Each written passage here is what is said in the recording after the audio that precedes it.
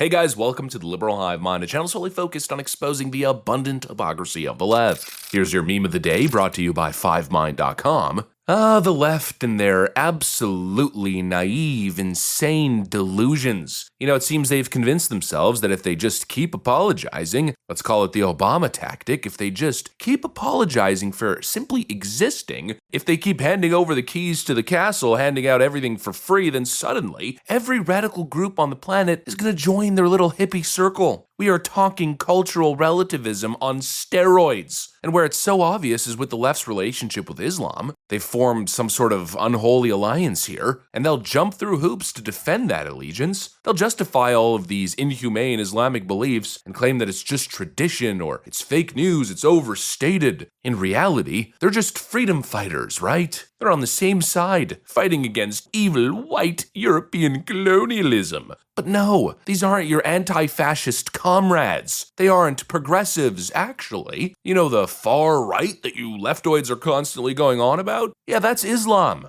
Yeah, that's that theological authoritarianism threat that you pretend the Christian nationalists pose. That's the patriarchy right there, the anti-gay, anti-woman, anti-secular worldview that you pretend to despise so much at home. And yet in this case, the left's like, yup, those are our allies. Chickens for freaking KFC, cows, pigs for the slaughterhouse. Islamic militants are not your allies fighting white supremacy. They're using your white guilt like a frickin' crowbar to pry open the gates. And what do you think happens when they've seized the structure? Well, say bye-bye to your rainbow flag, say bye-bye to your entire month of June. You are setting up a disaster where your woke progressive revolution turns into the biggest play of self-sabotage ever known to mankind. And I got one video here, folks, that really exposes the truth. Hopefully leftoids are paying attention. Well, newsflash, they're not. But anyways, I'll speak into the void anyways. Let me show you guys exactly what's going on. We got some stuff to get into, so let's roll the tape. Alright folks, so I got this one video from the streets of UK. Not exactly sure where, not sure it's really relevant, but just take a look at this. No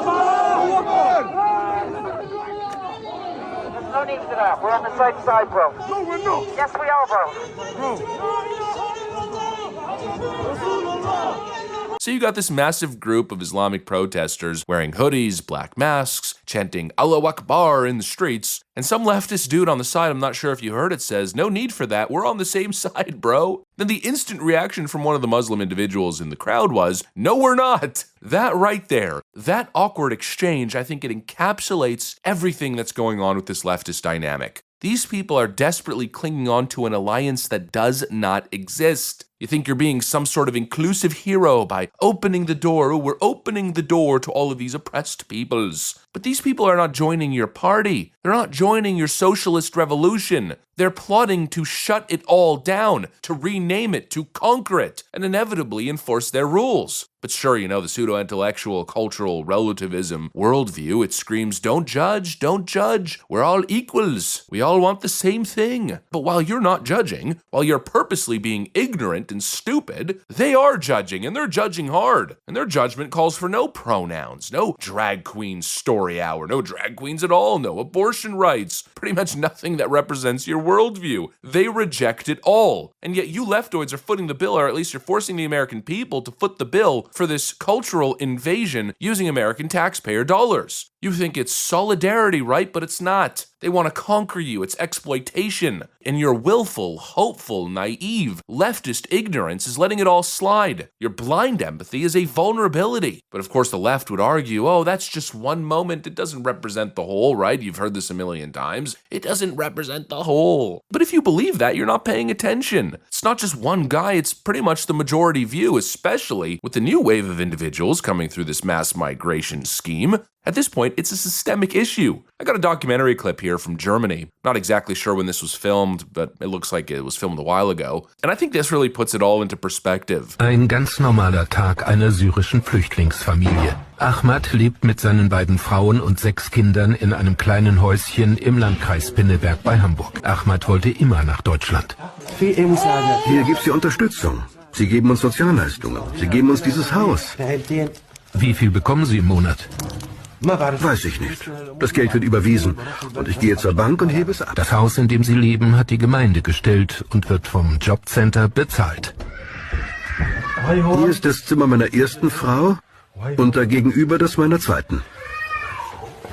5 Zimmer, 2 Bäder und die Küche. Wo würde eine dritte Frau schlafen? Dann müsste die Wohnung größer werden. Wie genau Betol, die Erstfrau mit den Kindern, nach Deutschland kam, ist unklar. Das zuständige Bundesamt will sich nicht äußern, aus Datenschutzgründen. Offenbar hatte Ahmad auf Familienzusammenführung geklagt und Recht bekommen. Der Richter sagte mir, wir helfen dir, deine Frau hierher zu holen. Denn wir wissen, sie sind Muslim und dürfen 1, 2, 3 oder 4 Frauen heiraten. Da gibt es von Seiten des Gerichts keinen Widerstand, dass sie ihre Wie Zweitfrau... viele Kinder wollen Sie haben? Ich? 10, 20, kein Problem. Und wie viele Ehefrauen? 4. Bei Allah, Friede sei mit ihm. Mittlerweile hat die Familie einen Flüchtlingsstatus. Eingeklagt per Gerichtsentscheid. Gültig für 3 Jahre. Damit könnte Ahmad auch arbeiten gehen oder zumindest einen Deutschkurs belegen. Der Analphabet will aber lieber bei den Kindern sein. So basically, you got this guy who's apparently illiterate. He's got 2 wives, many kids. He does not work. The German taxpayers pay for his entire life. And then at the end, he drops the truth bomb. He's having more kids so that one day Germany can become Islamic. And that is what we are seeing across the board. It's not about integration. It's not assimilation. It's straight up conquest through demographics. That is what's going on here. And throughout the years of Obama and Biden, America's been making the exact same mistake. And it seems like we're getting a little bit of a look into that now as this whole conversation around SNAP benefits is going on. There are 42 million people in this country that need food stamps on a weekly basis. And we're saying people deliberately instead of Americans because most of the people that are on food stamps aren't even from this country. 45% of Afghanistan immigrants are on food stamps, 42% of Somali immigrants, 34% of every immigrant from Iraq, 23% of Haitians, 59% of all illegal aliens are collecting food stamps, meaning that most of the people getting food stamps from the U.S. government and the U.S. taxpayer are not even Americans. Think about that.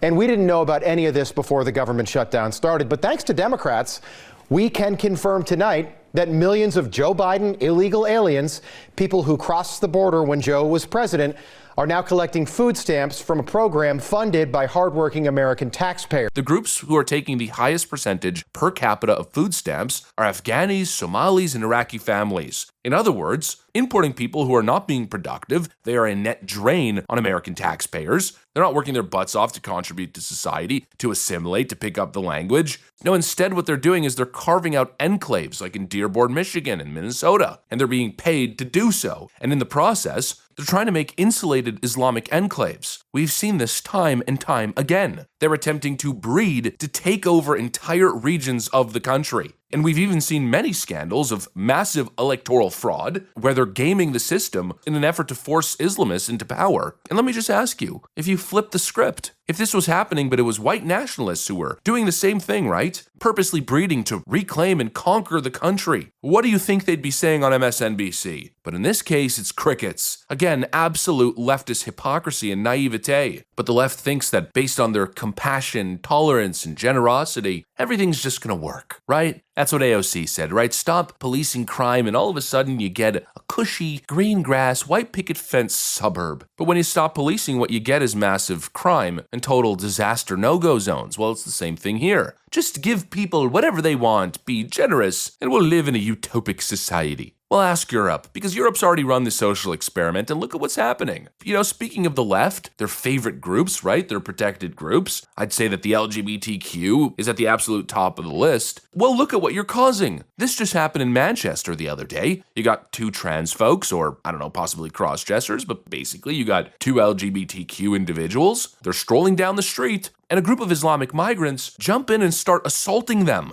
I won't be able to play most of the clip because, well, obviously the violence, or I guess I'll just blur out the portions, but you'll pretty much get the idea.